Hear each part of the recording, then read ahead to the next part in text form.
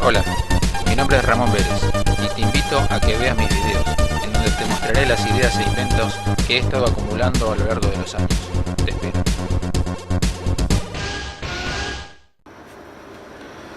Hola amigos, hoy vamos a hablar un poco de matemáticas. No vamos a hablar de matemáticas muy complejas. Ya sé que las matemáticas tienen fama de difícil, pero la verdad es que bien explicado, la matemática no es tan difícil como tiene la fama. Hoy vamos a hablar de algo que parecería fácil, pero ahora vamos a ver que no lo es tanto. Vamos a hablar de el interés, es decir, porcentajes de interés.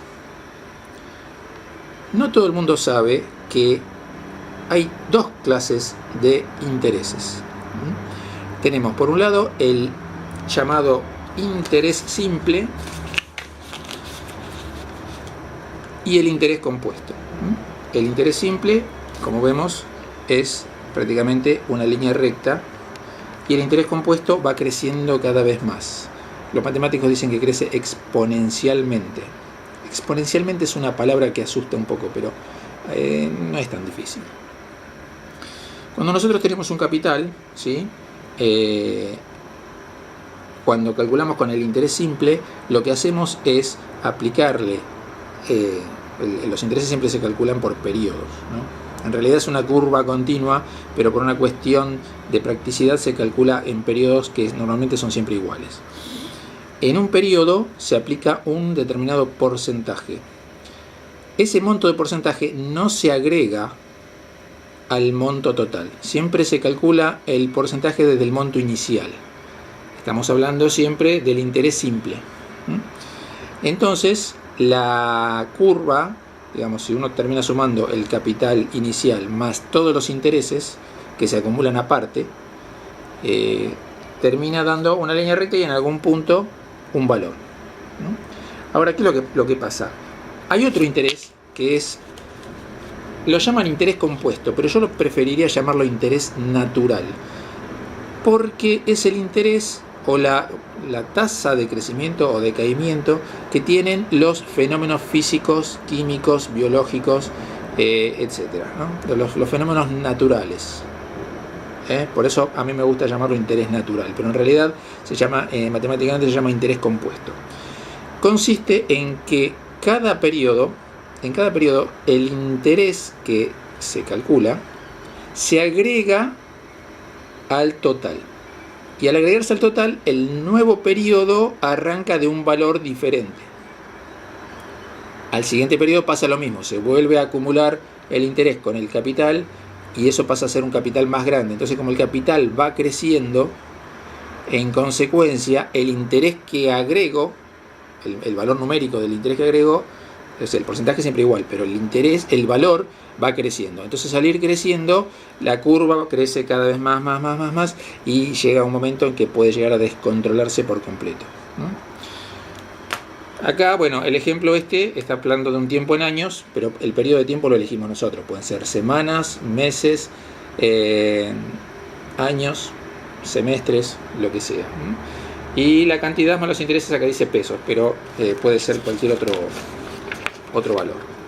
Vamos a explicar un fenómeno físico para explicar cómo funciona el interés compuesto. En este caso se trata de la carga de un capacitor. Vemos aquí que tenemos una tabla en donde calculé a partir de un valor 100 el porcentaje, o sea, supongamos que son 100 volts, el porcentaje de tensión que va adquiriendo el capacitor en cada momento. en cada periodo.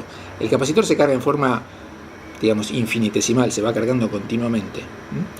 Pero tiene una característica la carga del capacitor. Cuando nosotros lo hacemos con una fuente fija,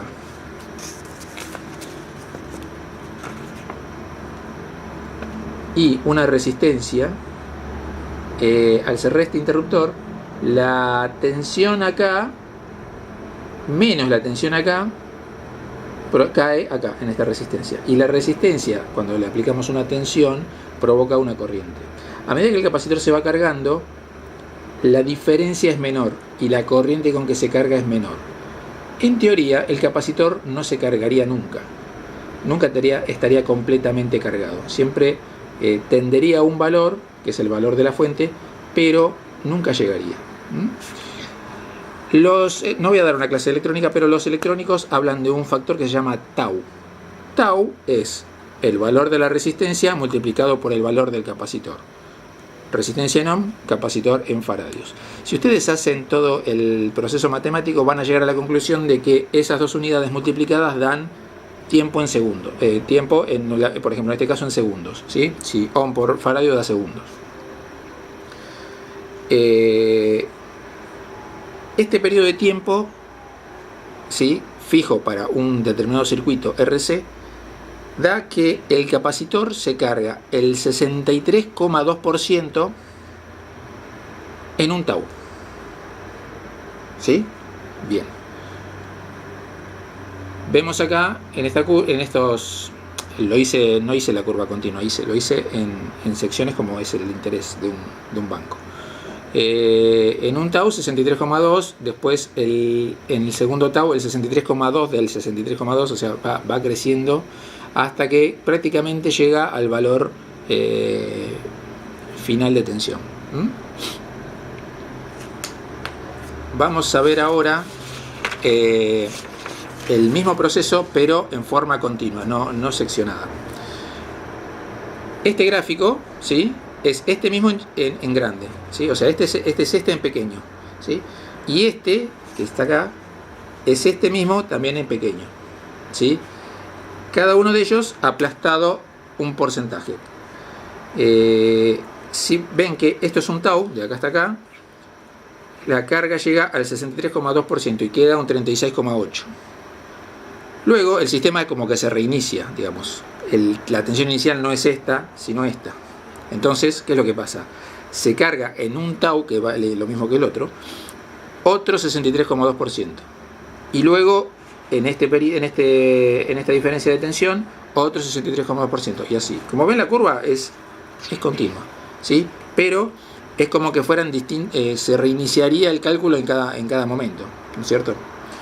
Esto es para explicar que cada vez es como que iniciáramos de nuevo el sistema.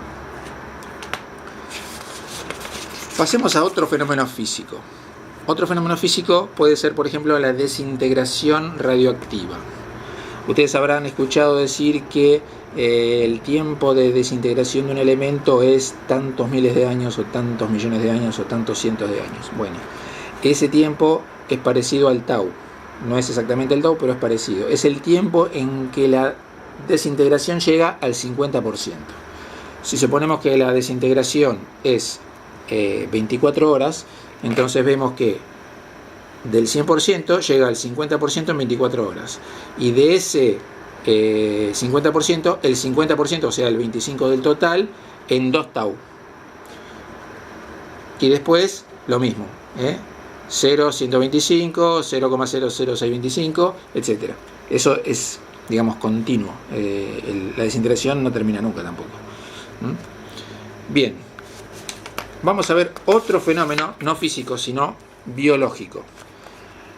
Ustedes habrán visto que habrán visto en internet cómo una bacteria empieza en una placa de Petri, que le llaman, que es un vaso de vidrio finito bajo en donde se pone alimento. Entonces le ponen una cantidad de bacterias y observan el crecimiento. Habrán visto en internet cómo las bacterias van creciendo y cada vez más rápido. ¿Por qué? Porque la duplicación, cada vez hay más bacterias para duplicarse. Y en el siguiente periodo hay más bacterias todavía para duplicarse y así. Entonces, Acá dice, por ejemplo, crecimiento y multiplicación de bacterias. Un solo microbio en condiciones ideales es capaz de formar una colonia de 281.000 millones. Acá dice 281 billones, pero eso porque se copian de los norteamericanos que lo escriben mal. De miembros en solo 24 horas. No sé qué bacteria será, pero bueno. Entonces tenemos que primero tenemos una, luego 2, 4, 8, 16, 32, 64 y así, 2 a la n. Bien.